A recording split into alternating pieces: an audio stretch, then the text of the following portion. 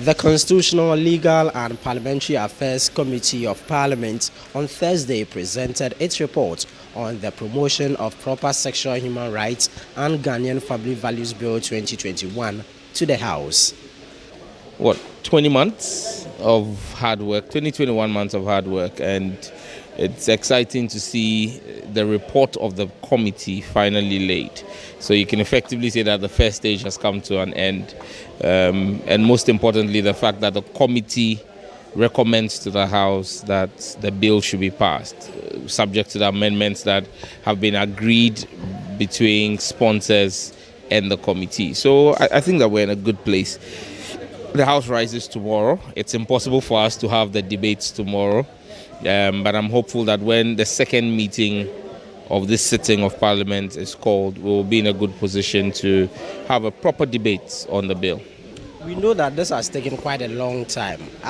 What are some of the challenges that confronted the committee, for which reason it delayed the presentation of its report? Well, the sheer number of memos. It's the largest any bill in the history of Parliament has ever seen. About 200 memos from different countries, and so the committee had to do it well. If it had to be done, it had to be done well. We were learning from the Ugandan experience. Uganda passed the bill or a law without going through ticking all the boxes, crossing their T's and dotting their I's, because they just followed public sentiment. And then it was challenged in court. And the Ugandan law was thrown out, not because there was anything wrong, but because of procedure. So we've decided to take our time and go through procedure, do it right, get it right, so that because we anticipate that people will want to explore it in court. So you don't want to give them frivolous grounds on which to be able to attack the bill. So we've done a very detailed work. We're grateful to the committee as well. The committee, I've had occasion to fight the committee chair in the public, come to the press and issue threats and all of that. But I think it's all in the spirit of getting this done and carried along. And where we've got into, we say thank you to the committee. Parliament is expected to consider the various revenue bills that are currently before the House before it rises on Friday, March 31, 2023. So what they are telling us is that it is critical that they get these tax bills through, which we all do agree, but there's more that needs to be done than just enhancing tax revenue.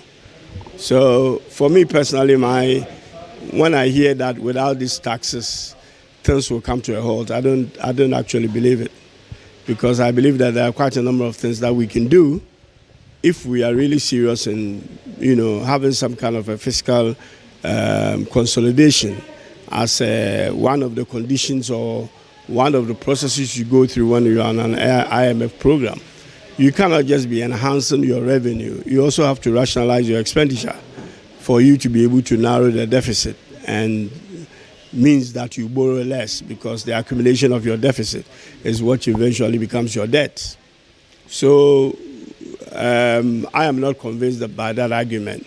On the other hand, what they are saying, as I did say before, that if those are one of the things that IMF requires for us to get the extended credit facility, then you can say, okay, but then the question becomes, for me, I always want to get something in return. I don't sign blank checks. I want to make sure that the government is also doing something serious, not the cosmetic things they've been doing on the expenditure side, that there are serious expenditure items that need to be looked at.